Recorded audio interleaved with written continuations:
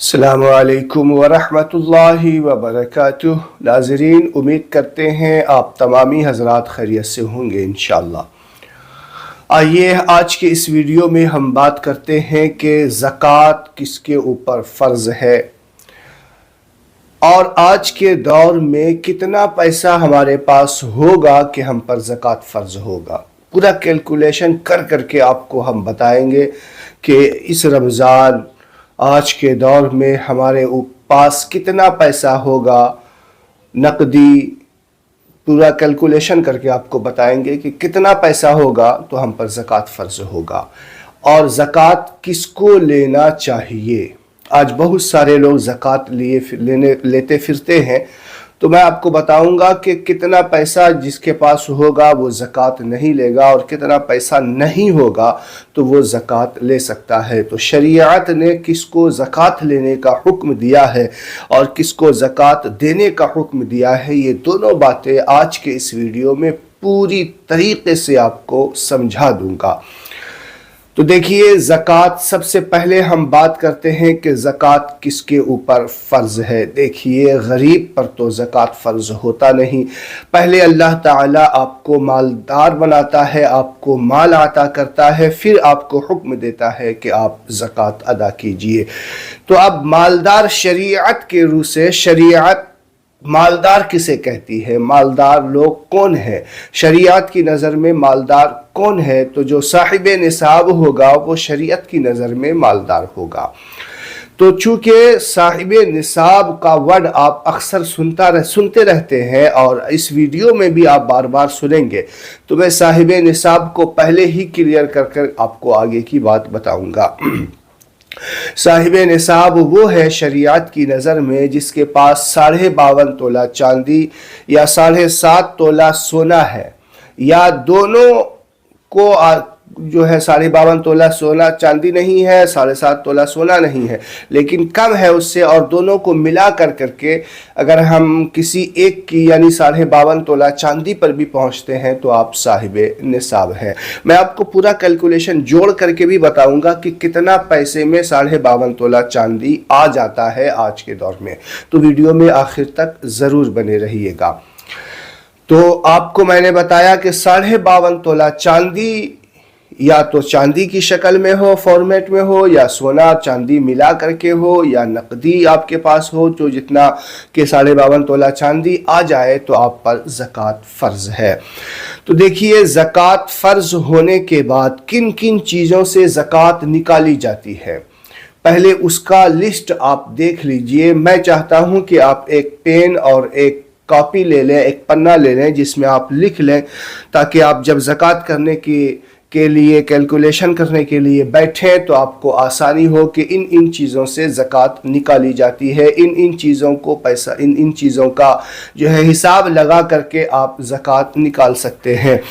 तो उसमें सबसे पहला लिस्ट में नाम आता है सोना। अगर आपके पास सोना है तो उसको भी आप लिख लीजिए। अब ज़कात मैंने बता दिया कि साहिब निसाब हो गए तो ज़कात आप पर फ़र्ज़ हो गया है। तो अब आप देखिए, ये लिस्ट बना लीजिए। अगर इन चीज़ों में से भी कोई चीज़ आपके पास है और उसका इतना जोड़ करके रकम बन रहा है कि आप 52.5 तोला चांदी खरीद सकते हैं, हो सकता है तो आप पर ज़कात फ़र्ज़ होगा। तो उसमें सबसे पहला लिस्ट है सोना। 7.5 तोला सोना नहीं हो, कम हो, जितना हो उतना लिख लीजिए आप। और फिर दूसरी बात, चांदी को आप लिख लीजिए। और तीसरी बात, कैश नकदी जितना है उसको आप लिख लीजिए, उसको आप लिख लीजिए तीसरी चीज़। और चौथी चीज़, बैंक बैलेंस, आपके बैंक में आपके अकाउंट में कितना पैसा है उसको भी आप लिख लीजिए। और पांचवी चीज़, उधार।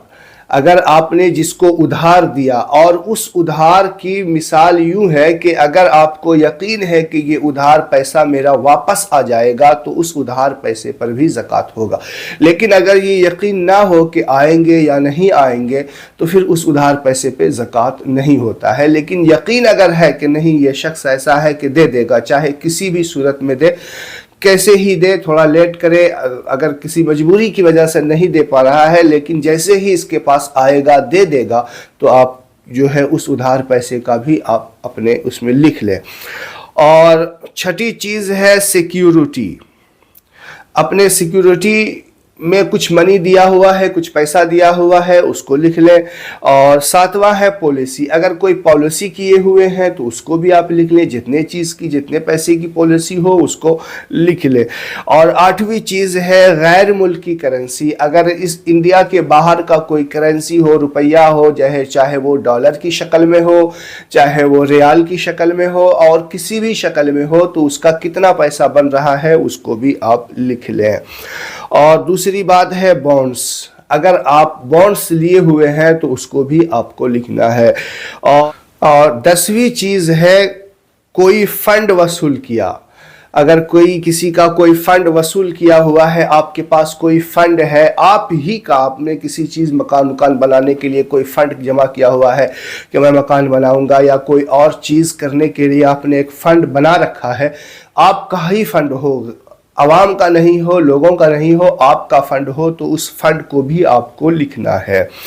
और 11वीं चीज़ है तिजारत का सामान, चाहे वो आपका कपड़ा हो या और भी कोई सामान हो, जिस चीज़ की आप तिजारत करते हैं तो उसको भी आपको लिखना है कि आपकी दुकान में, आपके गोदाम में कितना सामान है, कितने का सामान है, उसको भी आप लिख लें।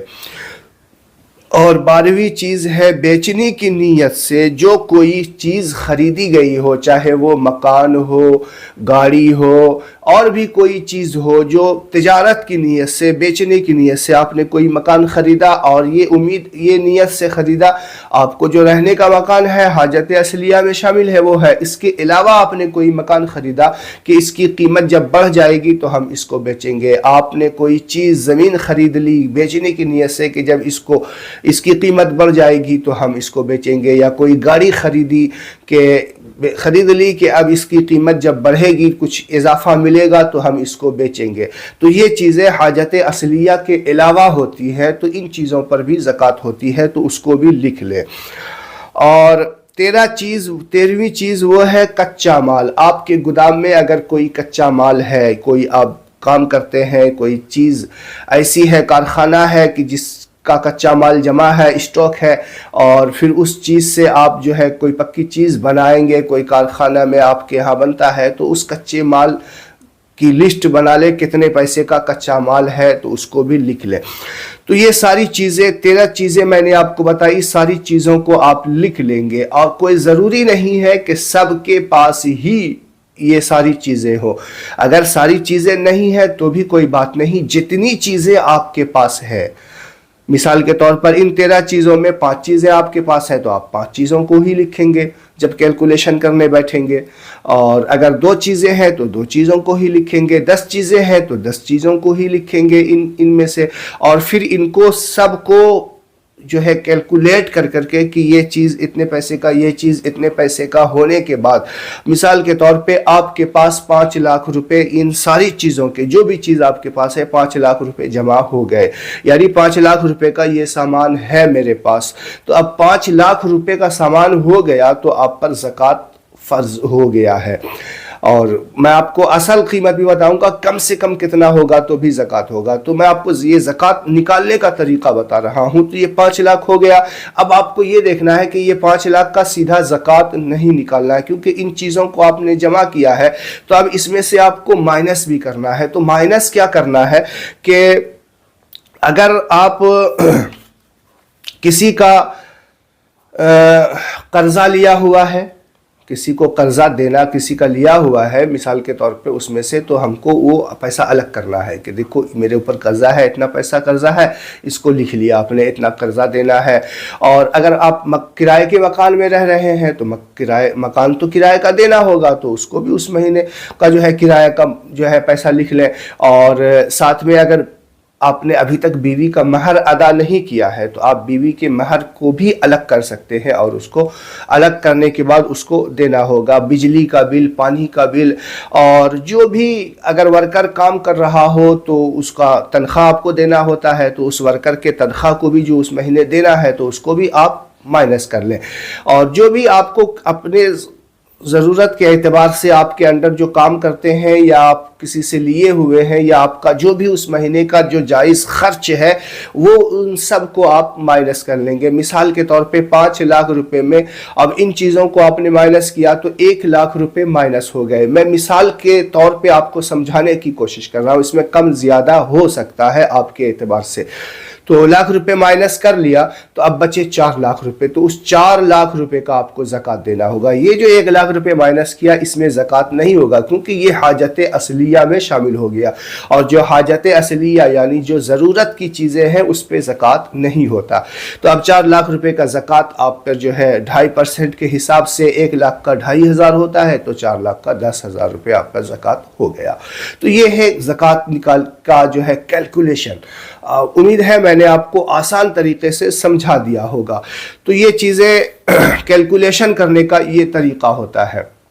اب ہم آپ کو بتاتے ہیں کہ زکوٰۃ جو ہے کم سے کم کتنا پیسہ ہوگا تو صاحب نصاب ہو جائے گا, یعنی زکوٰۃ اس پر فرض ہو جائے گی. دیکھیے آج کے اعتبار سے میں نے بہت ساری چیزیں دیکھی, بہت سارے لوگوں سے دریافت کیا سونے چاندی کے اعتبار سے.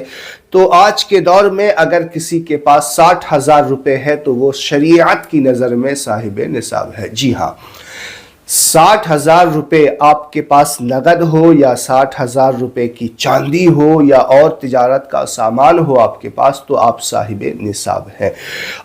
تو آپ سمجھ گئے ہوں گے کہ صاحب یعنی کم سے کم کتنا پیسہ یا کوئی سامان اتنے پیسے کا سامان ہوگا جو صاحب نصاب ہو جائے گا. تو وہ 60,000 روپے تقریباً ہے آج کے دور میں. کم اوپر 1,000-2,000 اوپر نیچے ہو سکتا ہے. میں نے کیونکہ ہر علاقے میں الگ الگ حساب سے بھاؤ ہوتا ہے سونے اور چاندی کا اور چیزوں کا, تو اسی اعتبار سے آپ جوڑیں گے. تو آپ سمجھ لیے کہ صاحب نصاب کون ہے. تقریباً 60,000 کم سے کم جس پر ہے وہ صاحب نصاب ہے. تو اب یہ جان لیجئے کہ زکوٰۃ کس کو دینا چاہیے اور زکوٰۃ کون لوگ لے سکتا ہے. شریعت کی نظر میں زکوٰۃ کے حقدار کون ہے؟ تو جو صاحب نصاب نہیں ہے وہ غریب ہے شریعت کی نظر میں. یعنی تقریباً 60,000 کے لگ بھگ جس کے پاس نہیں ہے, 30, 35, 40,000 تک بھی جس کے پاس ہے یا اتنا کا سامان ہے, تو وہ شریعت کی نظر میں غریب ہے. وہ زکوٰۃ لے سکتا ہے, چاہے تو زکوٰۃ لے سکتا ہے اور آپ اس کو زکوٰۃ دے سکتے ہیں. لیکن آج دیکھتے ہیں لوگوں کے پاس بائکیں ہوتی ہے اور ان کا اچھا بھلا کام چلتا ہے, لیکن پھر بھی وہ زکوٰۃ کے پیسے لینے کے لیے تیار ہوتا ہے, اور کوئی دیتا ہے تو وہ غریب بن کر کے زکوٰۃ لے لیتا ہے. تو آپ دھیان رکھیں کہ آپ جو زکوٰۃ نکال رہے ہیں تو جو زکوٰۃ کے اصل مستحق ہیں, جو زکوٰۃ کے اصل حقدار ہیں, اس تک آپ زکوٰۃ پہنچائیں. زیادہ بہتر یہی ہے کہ آپ اپنے رشتہ دار عزیز میں اگر کوئی غریب ہے, پہلے اس کا حق ہے کہ آپ اس کو زکوٰۃ دیں. اپنے پڑوسی کو دیکھیں, آپ کے پڑوسی میں اگر کوئی غریب ہے, مستحق ہے, تو پہلے اس کو آپ دیں. اور پھر اپنے محلے میں دیکھیں, اپنے علاقے کے مدارس کو دیکھیں, اس کے بعد آپ اپنے محلے اپنے علاقے سے باہر نکلیں گے. تو یہ ساری چیزیں تھیں, میں نے آپ کو سمجھا دی. انشاءاللہ آپ کو سمجھ میں آ گئی ہوگی. پھر بھی کسی چیز کی کنفیوژن رہ گئی ہو تو کمنٹ کر کے آپ ہم سے سوال کر سکتے ہیں. السلام علیکم ورحمۃ اللہ وبرکاتہ.